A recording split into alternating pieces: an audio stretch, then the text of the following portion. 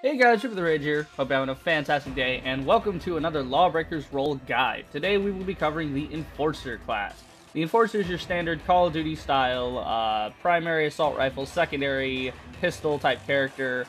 Think Soldier 76 from Overwatch. That's basically what this guy is, though he's kind of different and a little more badass.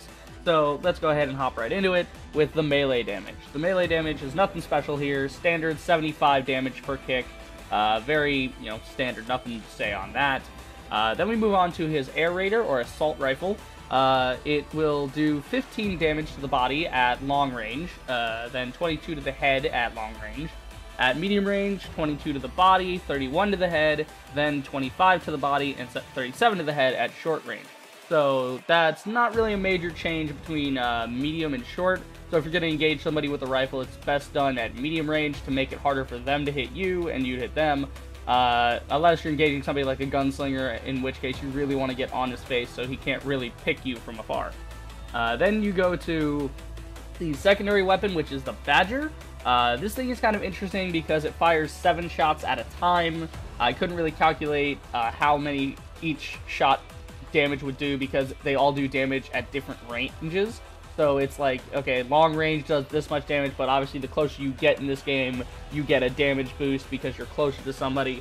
So I couldn't calculate how each and every single shot worked on that, but the damage this thing can put out is pretty crazy sometimes. So the long range damage for the Badger, which I tested to be about 15 feet, it's a pretty good distance, surprisingly. And you have 11 damage at long range, so not very useful at all unless somebody's really, really weak and you're chasing them down. And then you have the medium range damage kicks all the way up to 100, which is pretty good. And then the short range damage is 126.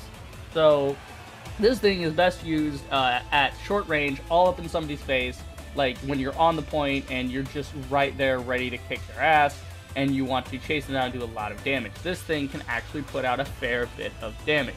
Not only that, but it can change its firing orientation, so you can hit right click or whatever the secondary fire button is for you, and you can change the orientation from a horizontal firing mode to a vertical firing mode, which basically just changes the way the bullets spread and then causes it to be more accurate over longer ranges, so you can get all of somebody's body to get hit instead of just part of their body to get hit, which is really good for doing more damage.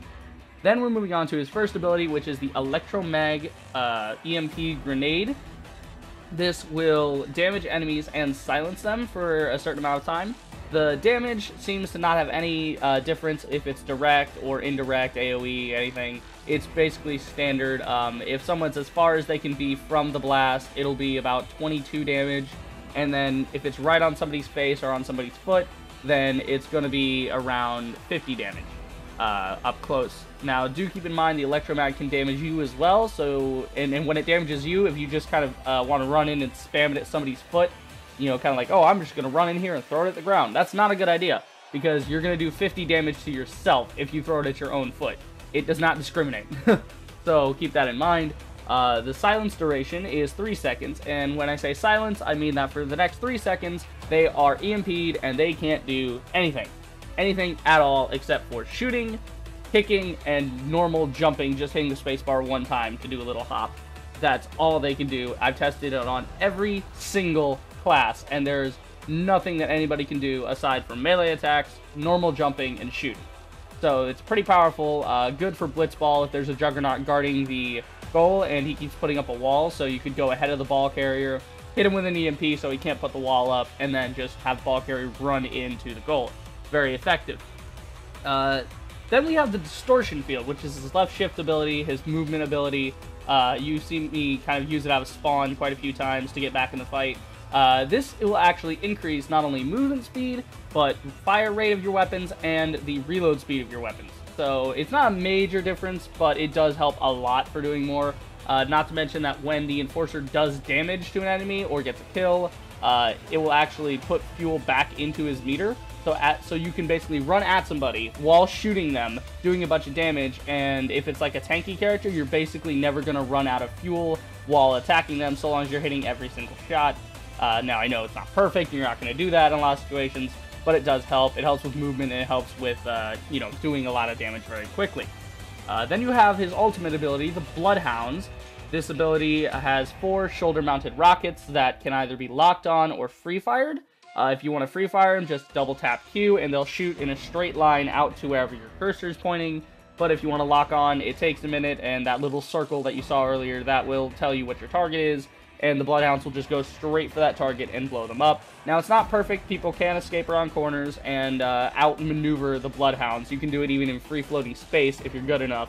You can just kind of jet around real quick, and the Bloodhounds get confused and kind of spin out and go somewhere else, which is kind of annoying, but at the same time makes it so it's not an easy-peasy press Q to win ability. The rockets will do a total of 640 damage if all 4 hit, thus meaning that each rocket will do 160 on its own, so a pretty fair bit of damage per rocket. Will kill basically everybody on the roster except for an ulting Titan or an armored up Jug, because they're going to take less damage. Then you can also damage targets that are standing directly next to the primary target. So if someone's standing right next to the guy you're blowing up with a rocket, you can actually kill those people too. I actually did that in a game once. It was overtime and I needed to clear the point. I hit the Q, it locked on, I shot, it kind of went around the corner a little bit, but they were still kind of out in the open in the same spot, and I got a double kill, went in, killed the Titan, I wiped 3 of their dudes off the board, took the objective, and won it for the team. It was such a good feeling. And the Bloodhounds can't be used as a pocket rocket, however. There is a 5-second timer. Once you arm it, it will automatically go off 5 seconds after you press Q for the second time.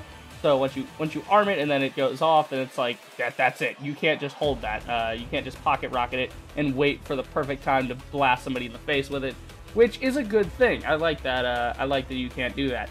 Moving on to personal tips, we have a few personal tips real quick. You should have a clear line of sight when using the Bloodhounds. That goes without saying. You want your rockets to hit, and in order to keep that a thing, you're going to need to, hit somebody in the face out in the open. Don't forget to use the Badger. The Badger electric pistol actually does a surprising amount of damage. Good for close range engagements. I see so many enforcers not using that weapon when they should. And then you can use Blindfire in 0G without the Distortion field in order to move around, but save fuel for engagement. And that is about it for the personal tips and the damage. That is the Enforcer Guide. I hope you guys enjoyed. If you did, then do the usual. Like, subscribe, check out my streams. Link to Twitch in the below, or just go to twitch.tv/ReaperTheRager, and I will see you guys in the next video. Reaper the Rager, signing out.